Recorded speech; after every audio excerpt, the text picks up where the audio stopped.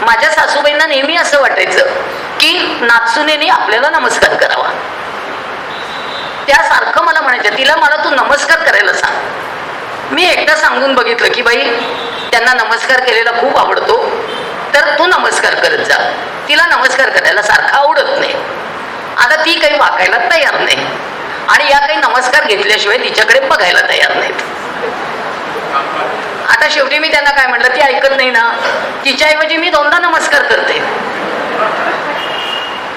आता करणार काय, ती ऐकतच नाहीये तर काय करणार. शेवटी हट्टीपणा कुठेतरी आपणही सोडला पाहिजे. नाही करत आहे पण जावई नमस्कार करतात नाही येता जाता, मग जावईचं कौतुक करा. आता काय करणार, शेवटी कुठेतरी आपल्याला ऍडजस्ट करावं लागेल. आणि सगळ्या पुरुषांनो, हे जे मी वाक्य बोलले ना, बायकोशिवाय दुसरं कोणी करत नाही.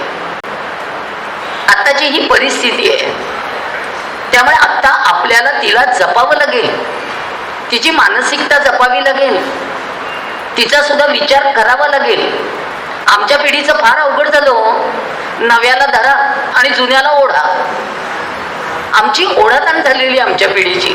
सासूबाई इतके वर्ष होत्या म्हणून सासूबाईंना धरून ठेवा, सून आली म्हणून सुनेला धरून ठेवा, त्या दोघींची भांडणं होऊ नयेत म्हणून आमचं सँडविच.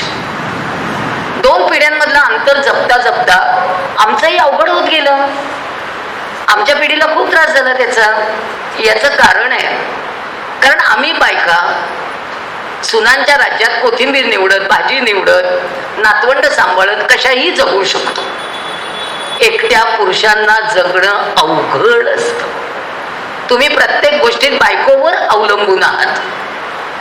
याच्यातल्या कित्येक जणांना चहा सुद्धा करता येत नाही, त्यामुळे चहापासून सुरुवात होते तुमची.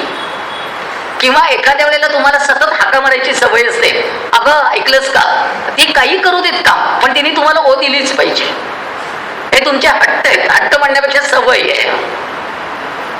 त्यामुळे याच्यासाठी बायकोच लागते.